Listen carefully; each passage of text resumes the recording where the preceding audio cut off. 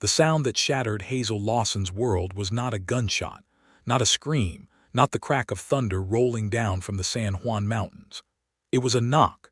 3 soft, deliberate raps against the wooden door of Room 7 at the Dusty Creek Inn, and then absolute silence. Hazel pressed her back against the far wall, her fingers curled so tightly around the handle of the small derringer that her knuckles had gone bone white. She had not slept. She had not even undressed. She had sat in the corner with that gun pointed at the door for 6 hours, watching the thin line of orange lamplight beneath it flicker and shift, waiting for the moment when someone would try to come through. The knock came again, still gentle, still patient. "Miss Lawson." The voice was low, a man's voice, calm in a way that felt almost offensive given the state she was in. "I am leaving something outside your door. You do not have to open it, you do not have to speak. I only want you to know it is there." She said nothing. She pressed harder into the wall. Footsteps retreated down the hall. She counted them until they disappeared, until she heard the distant creak of the staircase, and still she waited. 20 minutes passed before she moved. She crossed the room on silent feet, pressed her ear to the door, heard nothing but the wind off the desert pressing against the eaves of the building. She turned the key in the lock, not to open the door, but to confirm it was still locked, that she still had that 1 inch of iron between herself and everything that wanted to destroy her. Then she knelt down and looked through the gap beneath the door.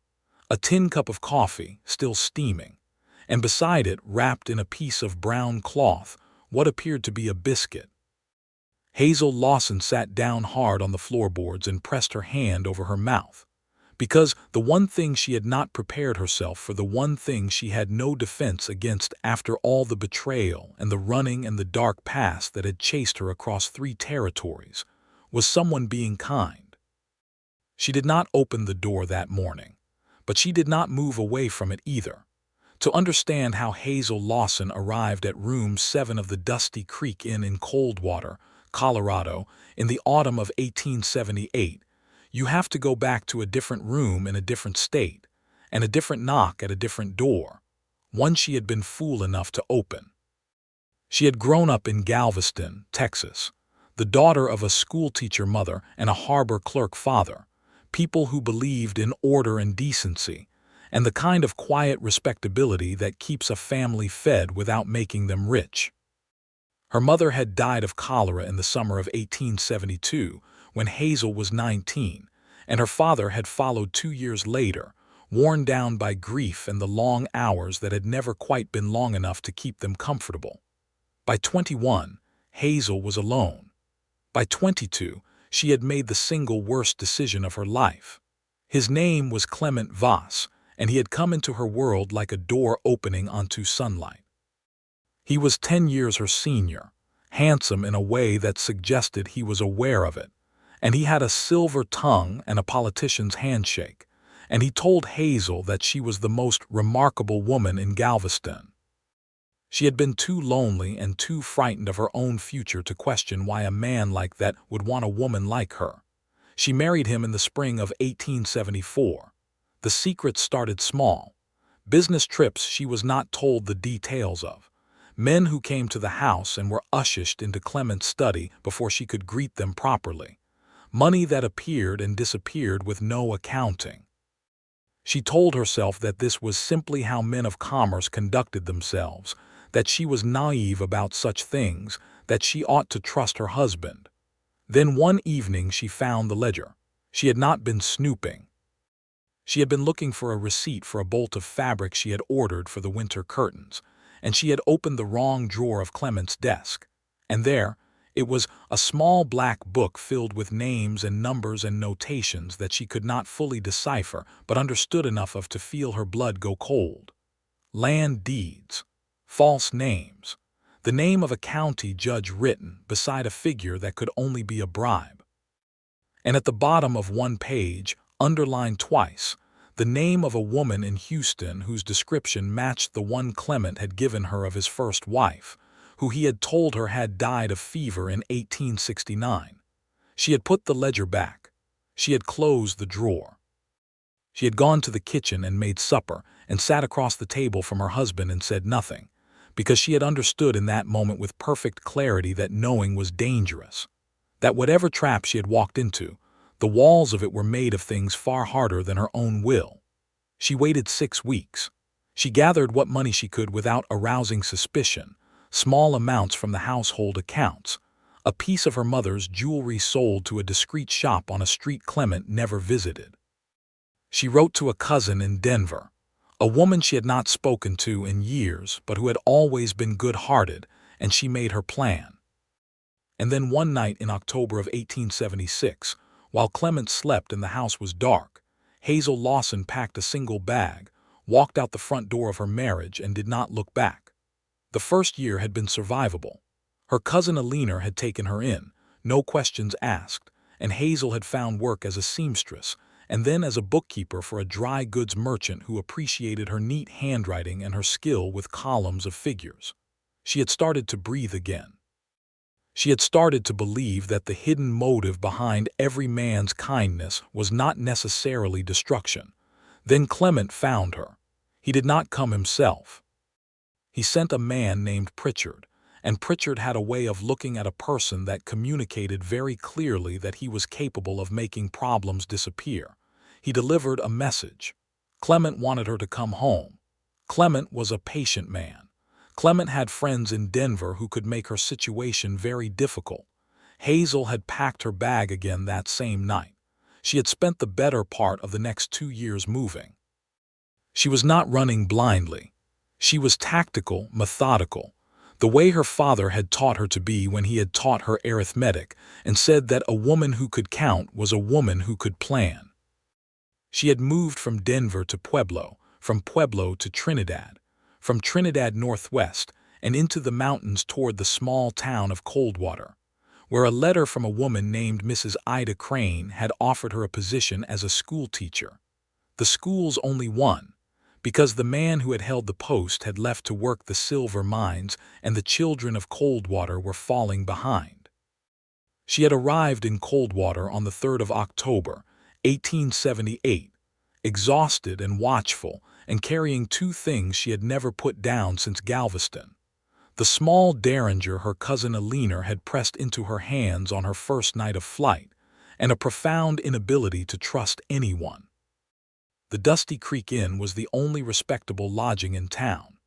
Mrs. Ida Crane had arranged for her room and board there until the schoolhouse could be made ready for occupancy, which its current caretaker had promised would be within the fortnight. Hazel had arrived at dusk, eaten a meal alone in her room, locked her door, and lain awake in the dark constructing every possible version of the threat that might be waiting for her in this new place. She had not expected the knock. She had not expected the coffee. She had certainly not expected Arthur Townsend. She met him formally the next morning, or as formally as things were done in Coldwater, Colorado, which was to say that she came downstairs to find him sitting at the common table in the inn's dining room, talking to the innkeeper's wife about the condition of the road east of town. He stood when she came in, because that was simply what he did, the same way he breathed automatically, without calculation. He was 30 years old, broad through the shoulders, with dark hair that needed cutting and eyes that were the particular shade of gray-green that the Colorado sky turned on autumn afternoons. He was not handsome in the theatrical way Clement Voss had been handsome. He was handsome the way a well-made piece of furniture was handsome, in a way that suggested he would hold up. "Miss Lawson," he said, and extended his hand. "Arthur Townsend. I am the one who left the coffee." Hazel shook his hand briefly and looked directly at him the way she had learned to look at men, straight and measuring, searching for the hidden motive beneath the surface courtesy. "Why?" she said. He did not look away or look flustered. "Because Mrs. Hale told me you had arrived late and looked tired, and I thought you might not want to come down to breakfast but might still want something warm. I should have thought more carefully. I understand if it felt presumptuous." "It felt alarming," she said honestly. "I am sorry for that." He meant it. She could tell he meant it, and that made her warier, not less. She sat down at the far end of the table and ate her breakfast with the composed silence of someone who had long ago learned to treat meals as fuel rather than pleasure. He did not try to engage her in further conversation. He ate his own meal, discussed road conditions with the innkeeper, thanked Mrs. Hale for the eggs, and left. That was all. But the next morning there was a small bunch of late-blooming mountain wildflowers on the floor outside room 7, and the morning after that a copy of the previous week's Denver newspaper, carefully folded to the page with the educational reform article she would not have known to look for. She did not acknowledge any of it. She did not thank him. She locked her door every night with a decisiveness that was part habit and part declaration. And every morning she found something on the other side of it. And every morning she felt the slow, bewildering erosion of a wall she had spent 2 years building. Arthur Townsend was, she learned through careful observation and the gossip that flowed freely through a small town, the owner of the Townsend Ranch, approximately 4 miles east of Coldwater. He ran cattle, good cattle, Hereford crosses on land his father had homesteaded in 1861, and which Arthur had expanded with the careful, patient work of a man who understood that most things worth having required years. He was not wealthy by the standards of Denver or San Francisco, but he was stable and solvent and honest, the last quality being confirmed by every single person in Coldwater who mentioned his name, which was nearly everyone, since he was the sort of man who had a hand in most of the town's business without ever making it feel like interference. He was also, as far as she could determine, entirely alone. His parents were gone, his father to a horse accident in 1873, his mother to pneumonia the following winter. He had a younger sister named Clara who had married a newspaper editor in Santa Fe and whom he visited twice a year.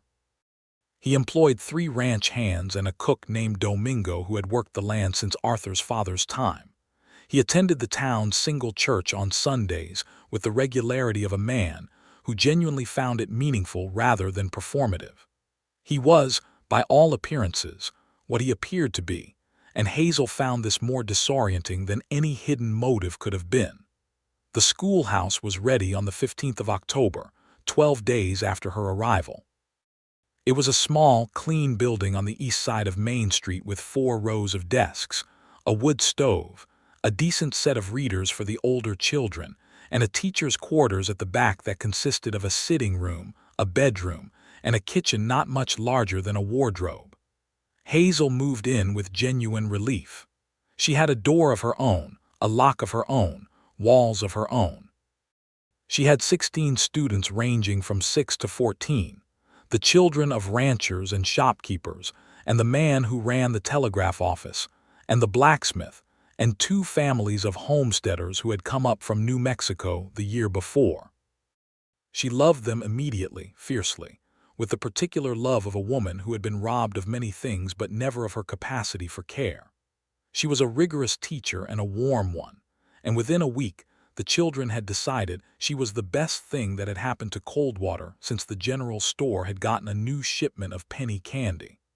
Arthur Townsend brought his ranch into town on Fridays for supplies and always stopped at the schoolhouse to leave something on her step. He never knocked on her door during school hours, never interrupted her work, never imposed. He seemed to have an instinct for the edges of things, for exactly how close he could come, without crossing into territory that would make her bolt.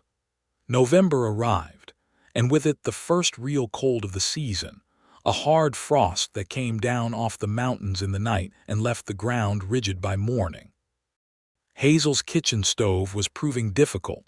It smoked when the wind was wrong, which in November was frequently, and she had taken to spending her evenings huddled close to the small potbelly in the classroom, grading papers by lamplight with her coat on. She came outside one morning to find that the woodpile beside her door had been doubled in the night. Someone had spent several hours splitting and stacking cord wood in the cold and the dark, and they had done it without waking her. She stood there for a long moment looking at that woodpile, and she felt something move in her chest that she could not name right away. It was not suspicion, for once. It was not calculation. It was something raw and almost frightening in its vulnerability. and it took her several seconds to understand that what she was feeling was the particular grief of being cared for when you have convinced yourself you are past needing it. She found Arthur Townsend at the livery stable that afternoon, where he was seeing to a horse that had thrown a shoe on the road into town. "The woodpile," she said. He looked up. He had sawdust on his coat and there were red marks on his hands from the cold. "The stove at the schoolhouse smokes because it needs a new damper. I can fix that too if you'll let me. It is not complicated." "You split cord wood in the dark," she said. "I have been on a ranch since I was 6 years old, Miss Lawson. I can find a splitting block and an axe in the dark without much difficulty." She looked at him. "Why?" He set down the horse's leg and straightened up and looked at her with that direct, unhurried quality that she had not yet found a category for. "Because you were cold, and because I do not think you would have asked anyone for help." The honest answer was so much worse than any manipulation she had prepared for. She looked away first. "The damper," she said finally. "Yes. If you would not mind, it has been difficult to breathe some evenings." "I will come Saturday morning," he said. "If that suits you." "That suits me," she said, and walked back to the schoolhouse, and spent the remainder of the evening trying to understand why her heart was doing something it had absolutely no business doing. He came on Saturday morning, as promised, with Domingo, a short, capable Mexican man in his 50s, who had the sort of deliberate dignity that Hazel recognized and respected. And the two of them fixed the damper and cleaned the stovepipe, and caulked a gap in the back wall that had been letting in cold air. And then they both left without asking for anything or making her feel obligated to produce coffee or conversation. Domingo had removed his hat when she opened the door and had put it back on when they left, and that small courtesy did something to the tight place behind Hazel's sternum. That evening, her kitchen was warm for the first time. She made herself a proper supper and sat at the small table by the window and watched the last of the November light leave the sky, and she thought about what it meant to be the recipient of care you had not requested and could not repay and did not know how to refuse. She was not naive. She understood that men could be kind in the beginning. She had married a man who had been magnificent in the beginning. She knew the way that kindness could be a trap, a grooming, a series of deposits into an account that the depositor planned to one day collect from with interest. She had lived that particular dark past, and she carried the knowledge of it the way she carried the derringer, always and always loaded. But she also understood, in the quiet part of herself where intellectual honesty resided, that there was a difference between the kindness Clement Voss had performed and the kindness Arthur Townsend seemed to simply embody. Clement's kindness had always been watched. He had always wanted her to see it, to register it, to respond to it in the way he wanted her to respond. Arthur's kindness had consistently happened in her absence. He left things outside her door and walked away before she could thank him. He did things in the dark that she was only meant to discover after the fact, with no opportunity to make the exchange of gratitude he could then use. That was not the shape of a trap. She knew traps. She was not certain what this was. December came in hard and white, and Coldwater disappeared under 2 feet of snow in a single weekend. School closed for 3 days while the town dug itself out, and Hazel was confined to the schoolhouse with her woodpile and her now-functional stove, and a stack of books from Mrs. Hale's modest lending library, which was mostly novels and one thick volume on the natural history of the Colorado Territory that she found genuinely absorbing. On the second day of the snowstorm, she was reading by the stove when she heard footsteps on the boardwalk outside, deliberate and unhurried, and then a soft knock at the door, not her bedroom door but the classroom door, the one she had not locked. She opened it.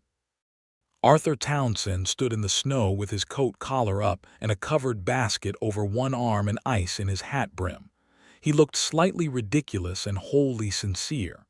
"Mrs. Hale's kitchen flooded from a pipe this morning," he said, as if he owed her an accounting of why he was there. "She cannot cook. She asked me to bring this to you." "She asked you." "She asked me," he confirmed. Hazel looked at the basket, which smelled extraordinarily like venison stew.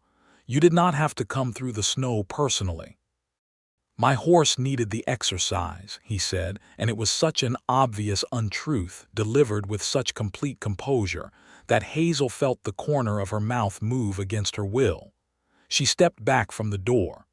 Come in, then, before you lose the feeling in your hands.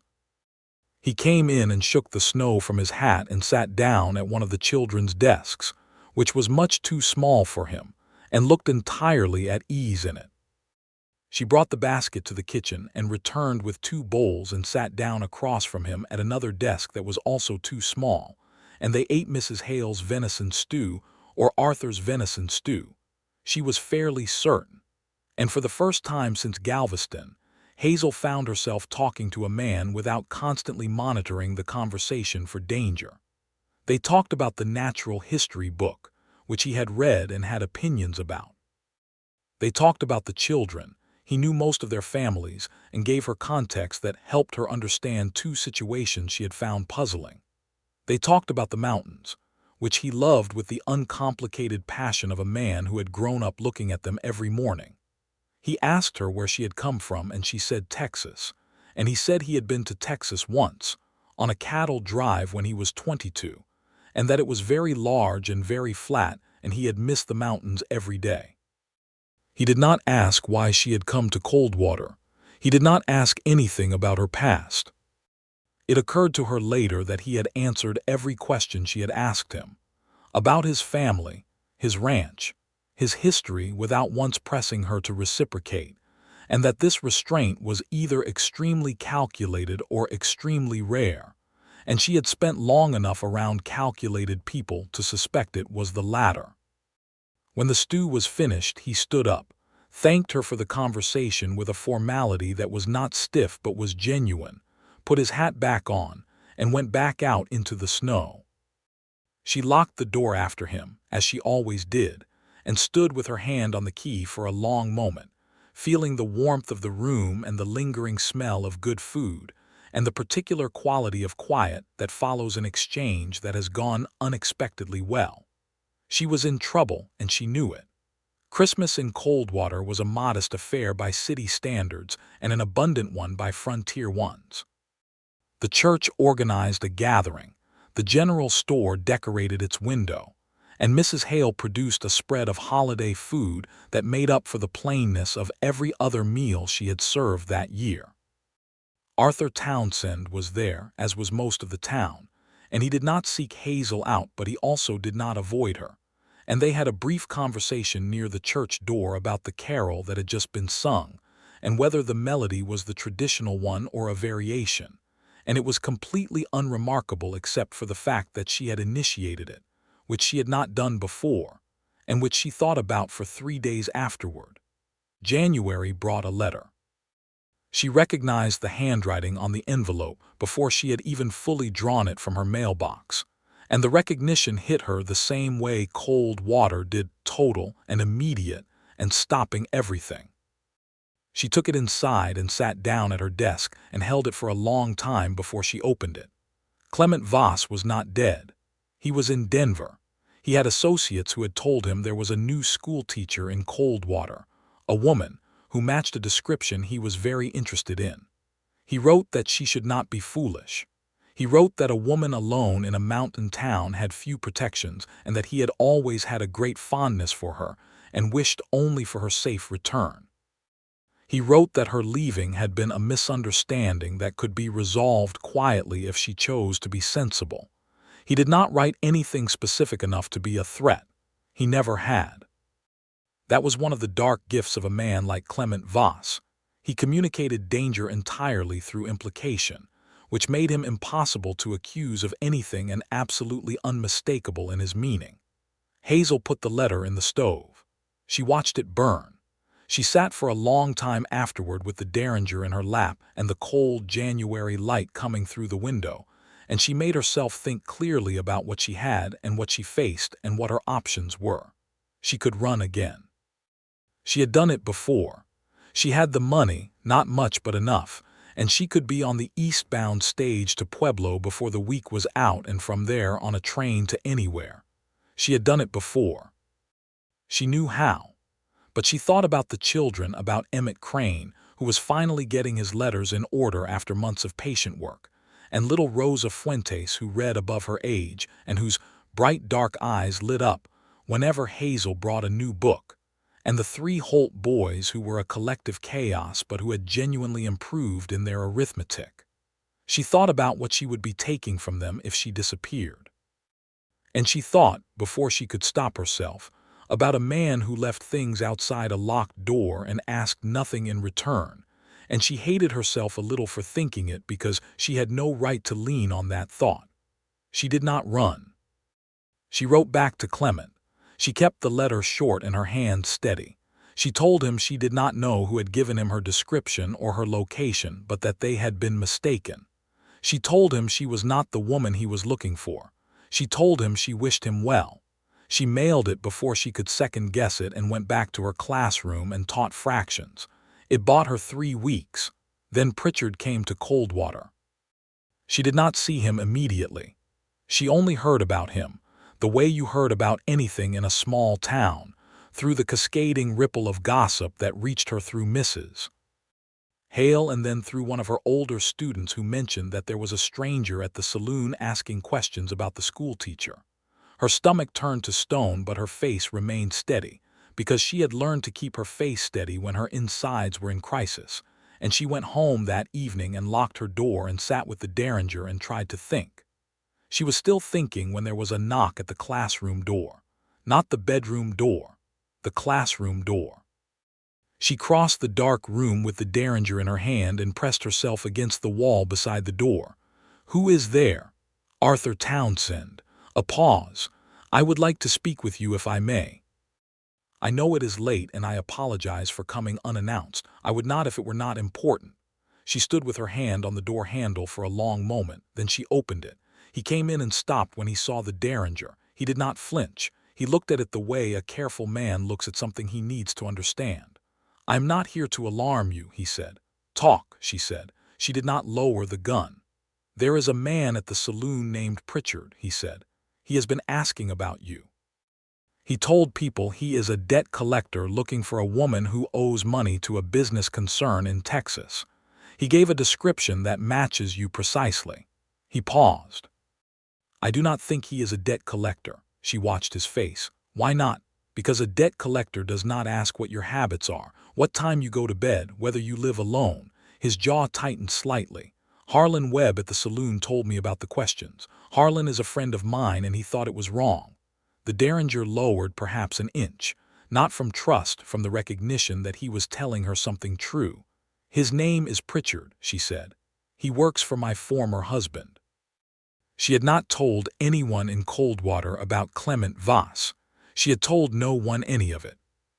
But she stood in the cold, dark classroom and she told Arthur Townsend, keeping her voice level and her words precise, because she understood that the moment had reached a point past which concealment was its own kind of trap. She told him about the marriage, about the ledger, about the dark past she had discovered and the secrets Clement Voss kept, about running and ending up here. She told him about the letter in January. He listened without interrupting, without the particular expression that men sometimes got, the one that combined sympathy with the suggestion that she might have handled it better, might have stayed, might have tried harder. He listened the way someone listens when they understand that what they are hearing is both a history and a cost. When she finished, there was a silence that stretched for several seconds. "You have been alone with this the entire time," he said. It was not a question. "Yes. And the man Pritchard, he is here to find you and report back to Voss." "That would be my assessment." He nodded slowly. He looked at the floor for a moment, thinking, and then looked back up at her. "I am going to tell you what I think should be done. And then I want you to tell me whether you agree, because it is your situation and your life, and what I think matters much less than what you decide." The derringer came all the way down, not because she had decided to trust him, because she recognized that framing, that specific deference to her authority over her own circumstances, and it was not what a man with a hidden motive said. "Tell me," she said. "The town should know," he said. "Not the full story if you do not want that, but enough. If Coldwater knows that there is a man asking questions about their schoolteacher for reasons that are not legitimate, Coldwater will handle him. This is a small town and it looks after its own, and you are, whether you have understood it yet or not, one of its own. I have been here 2 months, she said. You have been teaching their children for 2 months, he said. In Coldwater, that is the same thing. She thought about it. She thought about it carefully, the way she thought about everything, turning it in her mind for the place where the seam was, the place where it would split under pressure. But the logic held. A man asking questions in a small town where everyone was watching would find those questions turned back on him. Privacy was a luxury that cut both ways. All right, she said. He talked to Harlan Webb and the town sheriff, a steady man named Cooper Daniels who Hazel had met briefly on her arrival that same night. By morning, Coldwater knew there was a man named Pritchard who was not what he claimed to be and who had been asking inappropriate questions about their schoolteacher. And the town closed around her the way a fist closes, not in aggression but in protection. Pritchard left Coldwater on the second day, after a conversation with Sheriff Daniels that Hazel was not present for but which she understood from the sheriff's brief and composed report had made the situation entirely clear. He left without finding anything useful and without being given the opportunity to speak to Hazel. She breathed for what felt like the first time in weeks.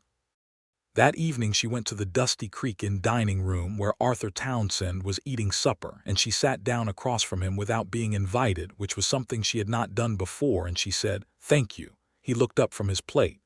"You handled it," he said. "I only told you what I knew. You handled the rest. With Daniel's help and the whole town's," he paused. "Pritchard will report back to your husband. Voss will know his man was run off. He may try something else." "I know," she said. "I am not pretending this is over, but tonight it is over, and I wanted to thank you for tonight." He nodded, and the quiet between them was different from before. It was not the cautious silence of two people maintaining a careful distance. It was the warmer, more complicated silence of two people who had moved past a threshold and were still finding their footing on the other side of it. "Will you eat supper with me?" he asked. "If you have not yet." "I have not," she said, and she stayed. February arrived, and with it the gradual, tentative loosening that happens between two people when circumstance has been honest about them. Arthur continued to leave things outside her door, sometimes food from the ranch kitchen, sometimes books, once a small lamp with a better oil reservoir than the one she had been using, which she recognized as thoughtful in a functional, unsentimental way that was entirely consistent with how he expressed himself. She continued to lock her door every night, which he had never once commented on or questioned. But she had started leaving her classroom door unlocked during the evenings, which was a different kind of signal, and he had understood it without it being said. He began stopping by on Tuesday evenings after supper, ostensibly to help with the larger maintenance tasks that the schoolhouse required: a window latch, a shelf that had pulled from the wall, the always temperamental stove that needed seasonal adjustment. In practice, they talked.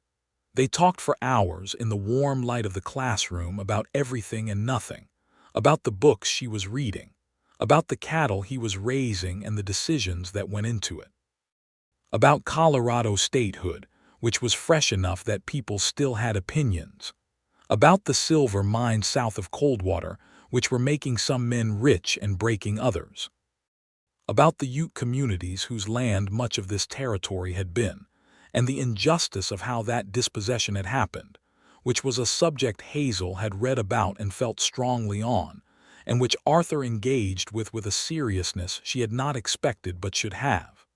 He told her about his father, who had been a fair man but a distant one, more comfortable with cattle than with people.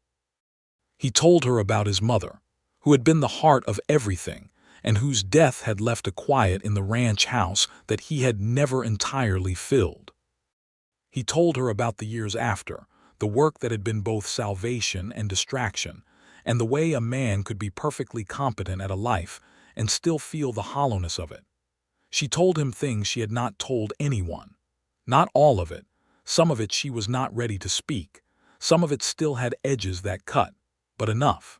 She told him what it had been like to discover that the life she was living was a fiction someone else was writing. She told him what it had cost her to trust her own judgment again, after Clement Voss had dismantled it so thoroughly. She told him that the locked door was not entirely about external danger, that some of what she was keeping out was internal, that she had built that habit of protection so thoroughly that she was not always certain she knew how to stop. He heard all of it, and when she was done he said, "The door does not have to come down all at once. It can come down one bolt at a time." She looked at him across the lamplight. "You have been remarkably patient," she said. "I am not doing it strategically," he said simply. "I am patient because you deserve patience." That was the moment. Not the first time she recognized she had feelings for him. She had known that for weeks, had been deliberately not looking at it, the way you do not look directly at the sun. But that was the moment she let herself look, directly, without flinching. She did not say anything that evening that communicated what had shifted. She was not ready for that either. But when he left and she closed the classroom door behind him, she did not lock it immediately. She stood with her hand on the handle for a long moment, and then she went to bed. She still locked her bedroom door, but she no longer locked the classroom. March. A second letter came, not from Clement this time but from a lawyer in Denver. It was formal and measured, and contained a great deal of legal language that was not entirely intelligible. But the substance of it was that Clement Voss was asserting that Hazel was his lawful wife, that her departure had been without cause or justification, and that she was to present herself for the purpose of reconciliation or face certain legal consequences pertaining to the marital property she had taken with her when she left. The marital property she had taken was her mother's ring and a small amount of household money. The letter knew this and named both specifically, which told her that he had resources she had not fully accounted for. She took the letter to Arthur on a Tuesday evening, not because she needed him to solve it, she was already thinking through the options, but because she had arrived without noticing the exact moment of arrival at a place where she no longer wanted to carry things alone if she did not have to. He read the letter carefully. He was quiet for a while.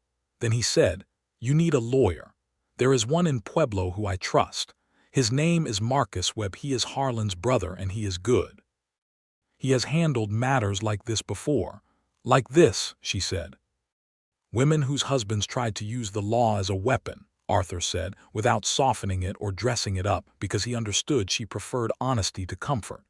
"He has managed to untangle several situations that looked as difficult as this one." "I have very little money for legal fees," she said. "I will advance it," he said. She opened her mouth and he held up a hand. "I know what you are going to say.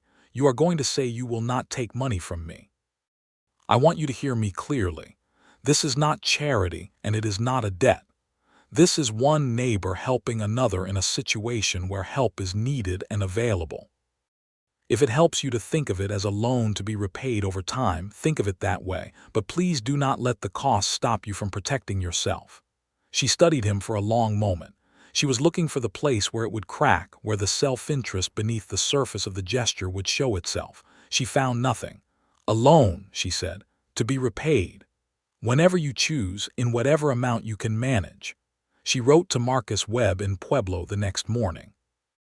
Webb came to Coldwater in April on a 2-day visit, a small, neat man with a precise manner and an extremely comprehensive understanding of Colorado territorial law and the particular vulnerabilities of married women's legal standing, which he described with a candor that was almost bitter. He told Hazel what she could and could not expect from the law. He told her what Clement Voss's actual options were, which were fewer than the letter had implied. He told her that there was a legal mechanism for separation that, while imperfect and not yet available in all territories, had precedent in Colorado, and that her documented evidence of fraud, the false statements about his first wife, the bribery documented in the ledger she had seen, constituted grounds for action. He asked her whether she had any documentation. She had none. She had not dared to take the ledger. But she had dates, names, amounts. She had a very good memory and a mind trained in bookkeeping. Webb said that was more than many people came to him with. It would take time. It would not be a clean resolution or a fast one. But there was a path, and the path was walkable.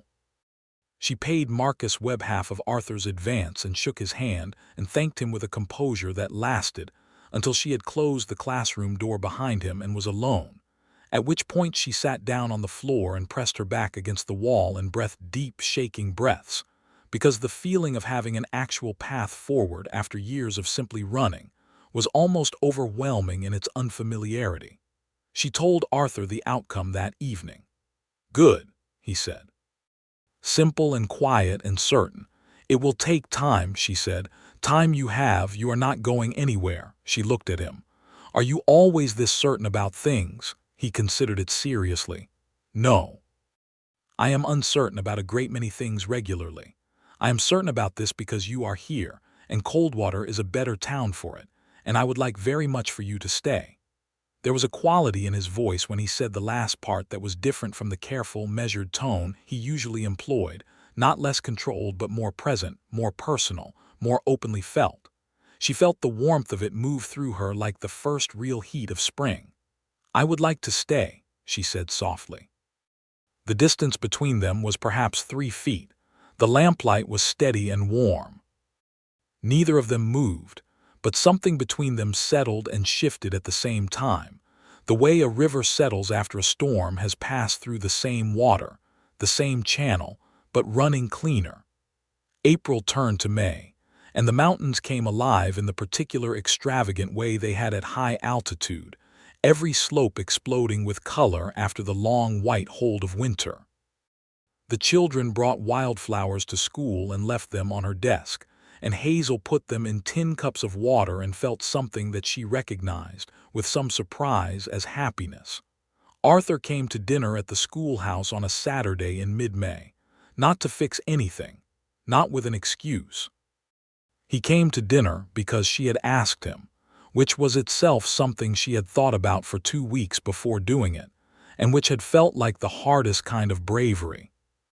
He brought a bottle of wine from the general store's modest supply, and she cooked a meal that was better than either of them had expected given the limitations of her kitchen, and they ate at her small table by the window with the evening light coming down off the mountains in long golden shafts, and they talked and did not run out of things to talk about. After they had eaten, he helped her clear the dishes, which she had not asked him to do but which he did naturally, with the ease of a man who understood that domestic work was work, and that it was nobody's alone to do. She handed him a plate to dry, and their hands touched for the first time, not in a handshake, not in the brief, proper contact of social courtesy, but in the specific warm accidental contact of 2 people working together in a small kitchen, and neither of them moved away from it. She looked up at him. He was looking at her with an expression she had not seen on him before, or more precisely, she had seen it and had been deliberately not naming it, not letting herself file it in the category it belonged to. Direct and warm and wanting, and also careful, waiting, not presuming. "Hazel," he said, "not Miss Lawson. Hazel." "Arthur," she said. He set the plate down. She did not step back. He moved toward her very slowly, giving her every opportunity to recede, to redirect, to put the wall back up, and she did not. She stood in her small kitchen and let him come close, and when he reached out and tucked a strand of dark hair behind her ear with a gentleness so deliberate it made her chest ache, she closed her eyes. The kiss was soft and brief and entirely without agenda, and it was the most honest thing that had happened to her in years. She opened her eyes. He was watching her face with the same careful attention he gave to everything. "Is that all right?" he asked. "Yes," she said. And then, because she had spent 4 years being precise about what she meant, "It is more than all right. I need you to understand that I am not easy to be with. I have a great deal of history that has not finished with me yet. I cannot promise you simple. I know who you are," he said. "I have been paying attention for 7 months. I do not want simple. I want you." She leaned her forehead against his shoulder, and he put his arms around her, and she stood there in her kitchen with the mountain light fading outside the window and felt, for the first time in a very long time, that she was exactly where she was supposed to be. She still locked her bedroom door that night. Old habits were not dismantled in an evening. But she did it less from fear and more from the understanding that some things, even good things, required their proper time.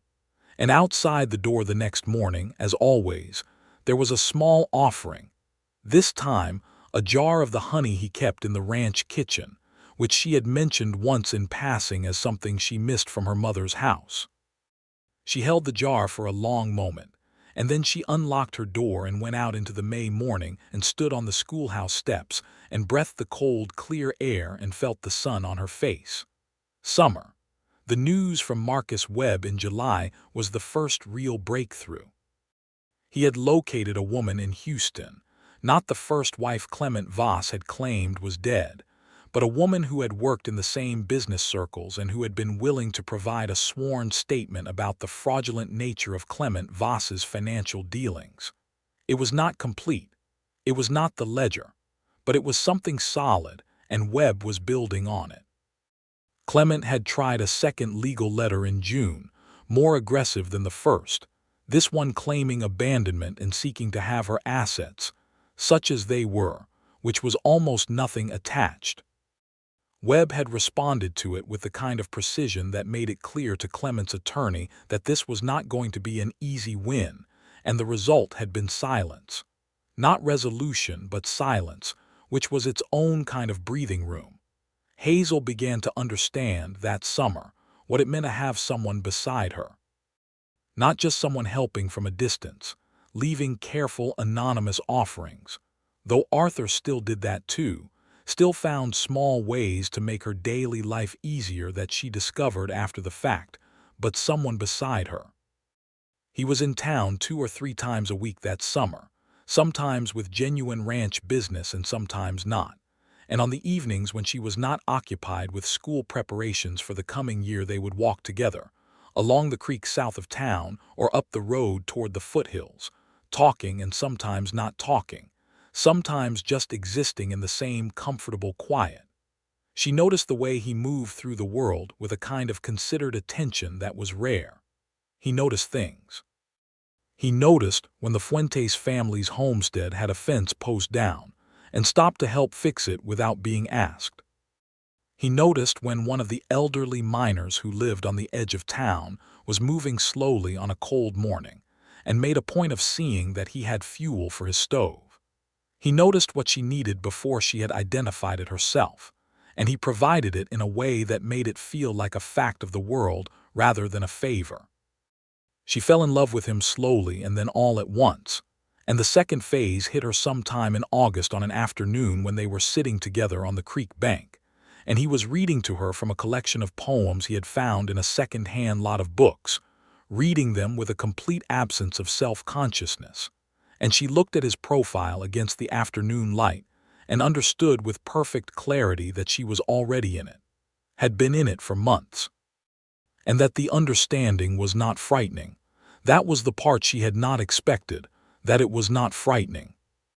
She told him she loved him on an evening in September, the anniversary of her arrival in Coldwater, in the classroom where he had first told her about Pritchard and she had stood with the derringer, and decided to let him in past the first line of her defenses. She told him directly, in the way she did everything, without decoration or excuse. He looked at her for a moment that seemed to hold everything he had been for the past year, patient and steady and unwilling to presume.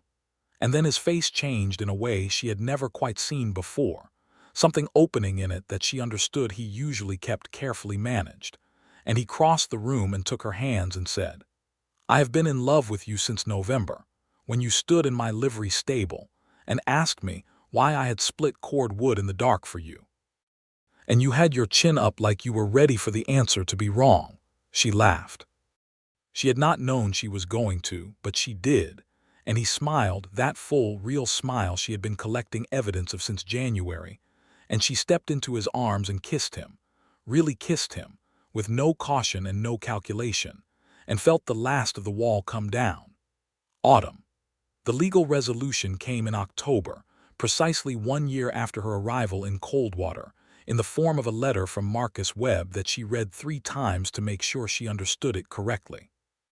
The Houston witness's statement, combined with documentary evidence of Clement Voss's false representation of his marital history at the time of his marriage to Hazel, had been sufficient. A Colorado territorial court had granted the dissolution of the marriage on grounds of fraud. Clement Voss had not contested it. His attorney had presumably advised him that contesting it would open the ledger problem, and whatever else Clement Voss was, he was not willing to open that door. She was free. Fully, legally, irrevocably free. She sat with the letter for a long time. The emotion that came with it was not what she had expected. It was not triumph, not relief, not celebration. It was something quieter and more profound, like the feeling of a rope coming off your wrists after you have been tied for so long that you had stopped noticing the rope. Just the sudden lightness of it. Just the space where it had been. She went to find Arthur. He was at the ranch that day. She had been there a handful of times now, each visit expanding her sense of the place. The wide, clean kitchen with Domingo's herbs hanging from the rafters. The long, open view from the porch toward the mountains. The particular quality of stillness that settled over a working ranch in the late afternoon when the day's labor was done. He came off the porch when he saw her riding up on the bay mare she had been borrowing from the livery, and he read her face before she had said a word. She held out the letter. He read it. He was very still for a moment, and then he folded it carefully and gave it back to her and said, "How are you?" Not congratulations, not a declaration, just, "How are you?" She pressed her lips together against the emotion that wanted to climb up her throat. "I am good," she said when she could. "I am very good. I am better than I have been in years." He came down the porch steps and put his arms around her, there in the open yard, with the late October light coming down gold and cold and the mountains at their backs, and she held on to him and let herself be held. They stood like that for a long time. Later they sat on the porch with coffee and Domingo's good bread and watched the sun descend behind the San Juans, and the conversation moved the way it did when there was something large waiting in it, circling it, approaching it from different angles. "What do you want?" Arthur asked eventually, not pressuring, just asking the way he asked everything, like her answer was the thing he most wanted to understand. She thought about it. Not the scared practical version of want, not safety, not stability, not distance from harm. The actual, undefended want of a woman who had come through a dark past and had found, on the other side of it, something she had not known to hope for. "I want to stay here," she said. "I want to keep teaching. She looked at him. "I want this, what we have. I want it to be something real and permanent and mine." "It already is those things," he said quietly. "But if you are saying what I think you are saying, I am asking you to marry me," she said, because she was Hazel Lawson and she had learned to be very precise about the things that mattered. "If you want that." He was quiet for a beat that seemed to last a long time. Then he said, "I have been trying to work out how to ask you that without frightening you off for about 3 months. She looked at him. "You have been worried about frightening me. Constantly." She shook her head slowly. "Arthur." "Yes. Ask me." He took her hand.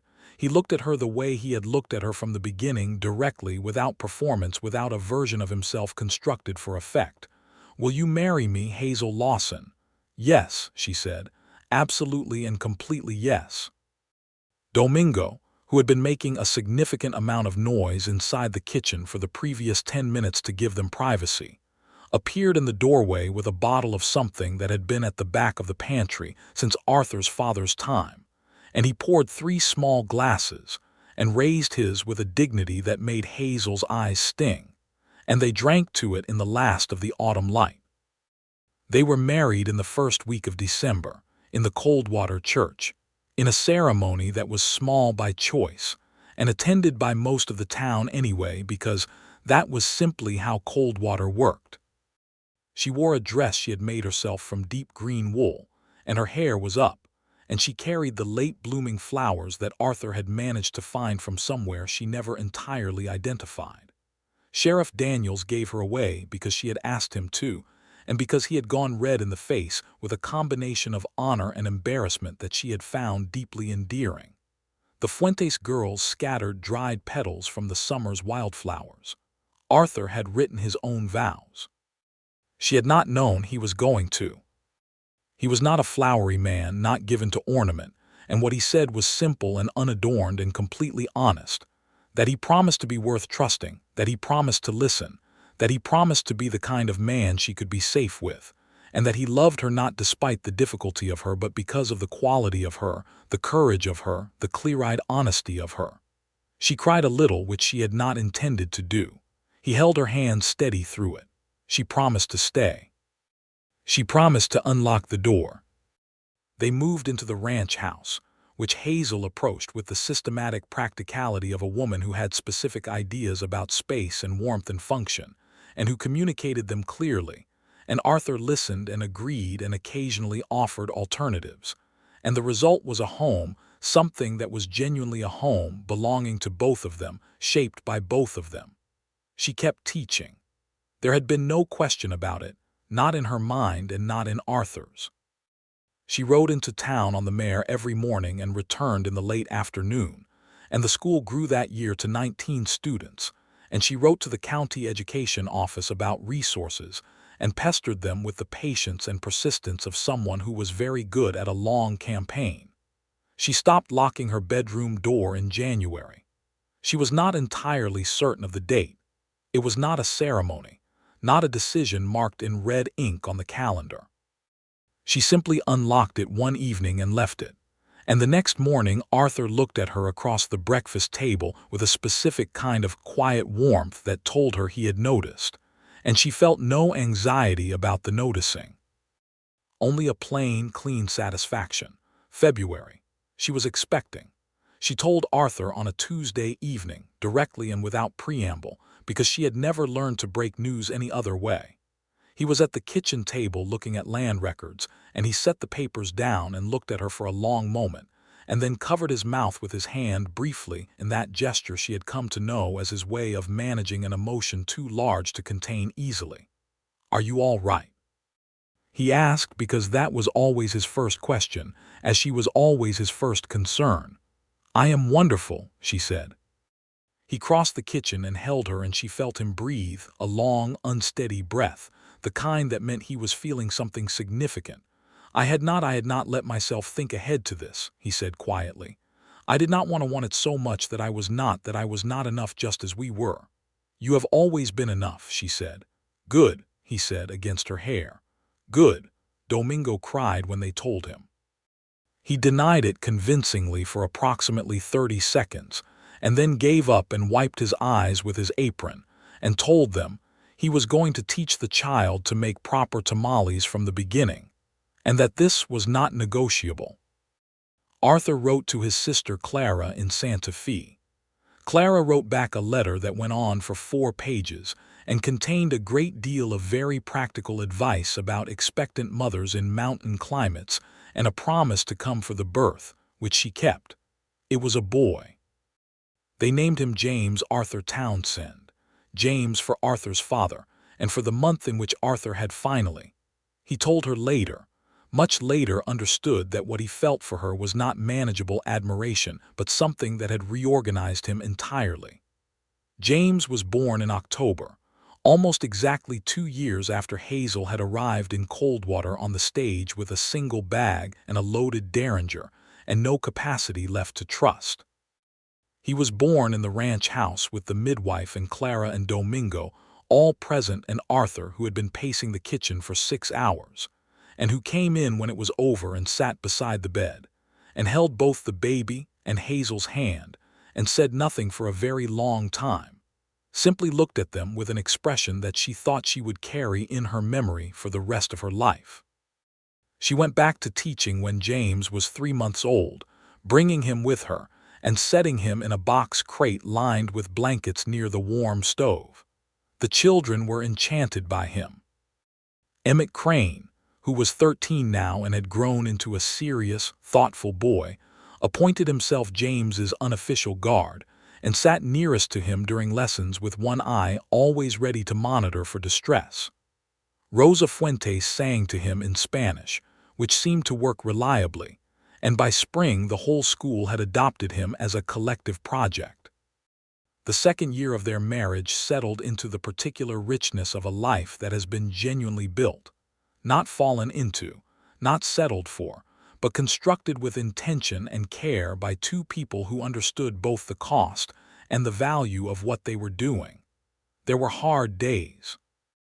There were days when Hazel's history rose up in her the way old pain does, without warning, leaving her quiet and distant and unreachable. And on those days Arthur did not push or probe or ask. He simply came close and stayed there, the same way he had left things outside a locked door patient present, without expectation.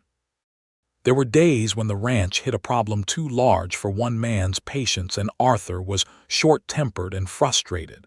And Hazel learned to recognize those days and sit beside him in the evening without filling the silence, which was its own kind of gift. Clement Voss, as far as Marcus Webb could determine, had retreated into a legal and social situation that was quietly precarious. Webb had ensured that the right people in the right offices were aware of certain inconsistencies in Voss's business record, not aggressively, but enough. He did not contact Hazel again. She did not know whether that would always be the case, but she had stopped building her life around the anticipation of him, and that was its own complete victory. James learned to walk in the spring of 1881, straight toward the kitchen door and the chickens in the yard beyond it, with the determined focus of a child who has identified his priority and sees no reason for delay. Arthur sat on the porch step and watched him go and then looked at Hazel beside him with the full warm openness of a man who had learned not to hide what he felt. "He is exactly like you," Arthur said. "He is determined," Hazel agreed, watching her son march across the yard. "He has an agenda." "He has your chin," Arthur said. "When he has decided something, that exact angle." She looked at him. "I do not make that face." "You absolutely make that face. You were making it the morning you stood in the livery stable and confronted me about the wood." She laughed. She still felt sometimes the small surprised delight of laughing freely, of having arrived at a life where laughter was a reflex rather than something to ration. "I was very suspicious of you. I know, it was perfectly reasonable. You were relentlessly kind and it was extremely disorienting." "I am aware," he said, amused. "You looked at me the way you look at a financial column that is not adding up correctly." "Well," she said, "it did add up correctly, eventually." He reached over and took her hand. The mountains were enormous in the afternoon light, still carrying snow on the highest peaks even in May. James had reached the chicken yard and stopped at the gate, apparently considering the logistics. "Tell me something," Arthur said. "What?" "When you were sitting in that room at the Dusty Creek Inn on your first night, when you heard me knock." He paused. "What did you think?" She considered it. "I thought you were dangerous," she said honestly. "I thought anyone who knocked on a door that gently must want something." "And the coffee. The coffee was the worst thing you could have done," she said. "I had prepared for threats. I had prepared for confrontation. I had not prepared for someone leaving coffee outside my door and walking away." He squeezed her hand. "I was not trying to dismantle anything. I know that now. I think some part of me knew it then, which is why it was so alarming." She turned to look at him. "It did not feel like a trap, and I had become very accustomed to things feeling like traps." "It was not a trap," he said. "No," she said. "It was the opposite of a trap." She leaned her head against his shoulder. "It was the door opening." James achieved the chicken gate, pushed it open with both hands and tremendous satisfaction, and walked directly into the yard to the instant consternation of every hen present. Arthur got up to manage the resulting chaos, and Hazel watched him cross the yard and scoop up their son, and hold him up in the bright afternoon air, while James laughed the pure delighted laugh of a toddler, and the hens resettled, and the mountains stood enormous and indifferent and beautiful behind them. She thought about the derringer, which was still in her drawer, which she might always keep in her drawer, Not from fear, but from the understanding that a woman who could protect herself was a woman who chose her safety rather than being granted it. She had made peace with the difference. She thought about the ledger she had never taken, and the dark past that had chased her, and the running, and the room at the inn with the key in the lock and the lamplight under the door. She thought about all the mornings she had found something outside that door and had not understood yet what it meant. She understood now. Not as a simple thing, nothing real was simple, but as a true thing, a thing that had held under pressure and under time, and under the weight of everything she carried. The year 1882 brought them a second child, a daughter, which they had not precisely planned, but which arrived with all the unconcerned inevitability of good things that have been growing beneath the surface. They named her Alina, for Hazel's cousin who had taken her in without questions in Denver, who was still in Denver, who had been sent a letter with the news and had written back a warm, delighted response that made Hazel read it twice before setting it carefully in the small wooden box where she kept things that mattered. Alina was different from James from her very first days, calmer, more observational, watching the world with large gray-green eyes she had inherited from her father, taking careful stock of everything before committing to a response. Arthur said she was like Hazel. Hazel said she was like Arthur. Domingo said she was exactly like herself, and that this was the most important kind of person to be. The school that year had 23 students. Hazel had written enough letters to the county education office over the previous 3 years that a second teacher had been approved. A young man from Pueblo named Thomas Branch, who arrived that autumn earnest and eager and slightly overwhelmed, and who turned out to be very good with the older boys and genuinely dedicated to the work. She mentored him with the same direct patience she brought to everything, and he became, over time, a genuine colleague and a friend to both of them. There was a night in the winter of 1883, when the snow was deep, and the house was warm and both children were sleeping and the fire had burned down to coals, when Hazel and Arthur sat together in the front room with the mountain dark pressing at the windows and the particular perfect stillness of a world held under snow, and she thought that if she could keep any moment intact, like a specimen in glass, it might be this one. Not because nothing difficult would ever happen again, she was not naive enough after everything to make that wager, but because this was what she had been running toward without knowing it through all the running away. This specific warmth, this specific quiet. This man who had learned to understand her not by dismantling her walls but by waiting for her to open her own door. "You know," she said into the quiet, "I locked that door every night for months because I thought protection was something you built against the outside." He looked at her. The firelight was low and warm. "And," he said, "and it turns out," she said, "that the things worth protecting are the things you build on the inside."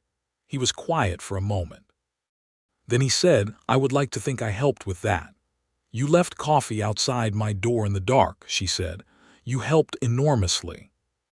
He smiled, that real, full smile that she had been collecting since January of 1879, and put his arm around her, and she leaned into him, and the fire settled in the grate, and the snow came down outside the windows, and inside the house on the east side of Coldwater, Colorado, everything was exactly as it should be.